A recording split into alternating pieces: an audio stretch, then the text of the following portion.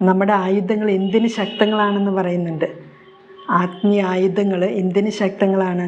ദുർഗമങ്ങളായ കോട്ടകൾ തകർക്കാൻ ദൈവത്തിൽ അവ ശക്തങ്ങളാണ്.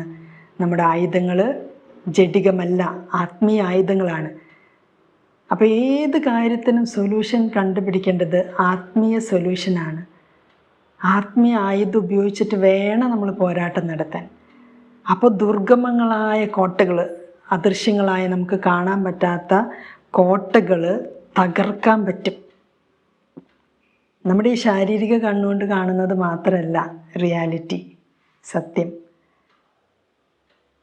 ഈ ശാരീരിക കണ്ണുകൾക്ക് അദൃശ്യമായിട്ടുള്ള കാര്യങ്ങളുണ്ട്. കാണപ്പെടുന്നവ കാണപ്പെടാത്തവയിൽ നിന്നുണ്ടായി. ഹെബ്രായർ 11:3. കാണപ്പെടുന്നവ കാണപ്പെടാത്തവയിൽ നിന്നുണ്ടായി എന്ന് വിശ്വാസം മൂലം നാം അറിയുന്നു. അപ്പോൾ ഈ കാണപ്പെടുന്നവയൊക്കെ കാണപ്പെടാത്തവയിൽ നിന്നാണ് ഉണ്ടായത്. അപ്പോൾ ഈ കാണപ്പെടുന്നവ മാത്രം നമ്മൾ വലിയ കാര്യമായിട്ട് കൊണ്ടു നടന്നാൽ എന്ത് സംഭവിക്കും? 2 കൊരിന്ത്യർ 4 എന്ത് പറയുന്നുണ്ട്? 4:18 ദൃശ്യമായവയല്ല അദൃശ്യമായവയാണ് ഞങ്ങളുടെ ലക്ഷ്യം. പൗലോസിലേക്ക് ക്ലിയറാണ്, ദൃശ്യമായവയല്ല ഞങ്ങളുടെ ലക്ഷ്യം, അദൃശ്യമായതാണ്, ഈ ശാരീരിക കണ്ണുകൾക്ക് കാണാൻ പറ്റാത്തതാണ് ഞങ്ങളുടെ ലക്ഷ്യം എന്ന് പൗലോസ്ലീഹ വളരെ സ്ട്രോങ് ആയിട്ട് പറയാണ്. ദൃശ്യങ്ങൾ നശ്വരങ്ങളാണ്. ഈ കണ്ണുകൊണ്ട് കാണാൻ പറ്റുന്നതൊക്കെ നശ്വരങ്ങളാണ്, നശിക്കാൻ പോകുന്നവയാണ്. അദൃശ്യങ്ങൾ അനശ്വരങ്ങളും. അപ്പോൾ ഈ കണ്ണുകൊണ്ട് കാണാൻ പറ്റാത്തത് അനശ്വരമാണ്, നശിക്കില്ല.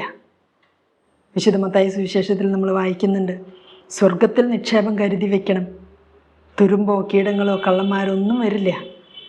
നിലനിൽക്കുന്ന നിക്ഷേപം, അല്ലാണ്ട് ഈ ഭൂമിയിൽ ഈ കണ്ണുകൊണ്ട് കാണാൻ പറ്റുന്ന നിക്ഷേപം ഉണ്ടാക്കി വെച്ചിട്ട് വലിയ കാര്യമൊന്നുമില്ല. നശിച്ചു പോവും, കത്തി ചാമ്പലായി പോകുന്ന ഒരു സ്ഥലത്ത് പറയുന്നുണ്ട്, എരിഞ്ഞ് ചാമ്പലായിത്തീരും. പിന്നെ എന്തിനാ ഇതൊക്കെ കളക്ട് ചെയ്ത് സൂക്ഷിച്ചു വെച്ചിരിക്കുന്നത്?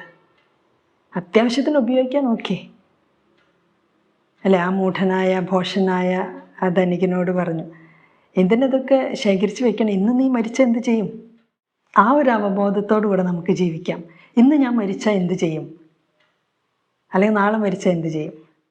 ഈശോയുടെ 2ാമത്തെ വരവിനെ പറ്റി പലതും പറയുന്നുണ്ട്. ഈശോയുടെ 2ാമത്തെ വരവിനെ പറ്റി നമ്മൾ ചിന്തിക്കുമ്പോൾ എന്താണ് അതിൻ്റെ മെയിനായിട്ടുള്ളൊരു കാര്യം? ഈശോ എപ്പോൾ വന്നാലും നമ്മൾ റെഡി ആയിട്ടിരിക്കണം. ഈശോ എപ്പോൾ വന്നാൽ റെഡിയാണോ? ഒരുങ്ങിയിട്ടുണ്ടോ? ഈശോയെ കാത്തിരിക്കുന്നുണ്ടോ? ഈശോ എന്തായാലും 2ാമത് വരും. എപ്പോൾ വന്നാലും റെഡി ആയിട്ടിരിക്കണം. അതാണ് മെസ്സേജ്. ഈശോയുടെ 2ാമത്തെ വരവിനെക്കുറിച്ച് നമ്മൾ കേൾക്കുമ്പോൾ അല്ലെങ്കിൽ സംസാരിക്കുമ്പോൾ എന്താണ് ശരിക്കുള്ള മെസ്സേജ്? എപ്പോഴും റെഡി ആയിട്ടിരിക്കണം, ജാഗരൂകരായിട്ടിരിക്കണം. പേടിക്കണ്ട, ഭയപ്പെടണ്ട എന്ന് വിചാരിച്ച് ഉഴപ്പരുത്. അലേർട്ടായിട്ടിരിക്കണം, വിജിലൻറ്റ്. ജഡികതയിൽ ജീവിക്കാതെ ആത്മീയമായിട്ട് നമ്മൾ ജീവിക്കുകയാണെങ്കിൽ നമ്മൾ റെഡി ആയിട്ടിരിക്കും. ഈശോ എപ്പോൾ വന്നാലും നമ്മൾ റെഡിയാവും.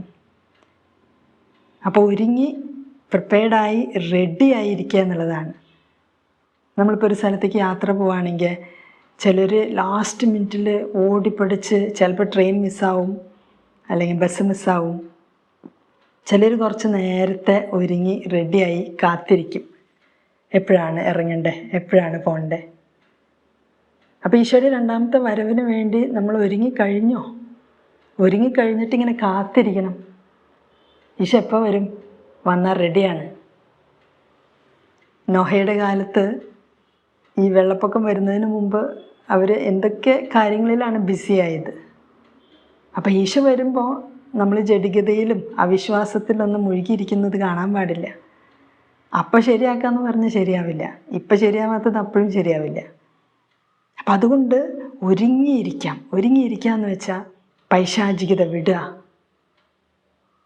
ജഡികത വിടുക, ലൗകികത വിടുക.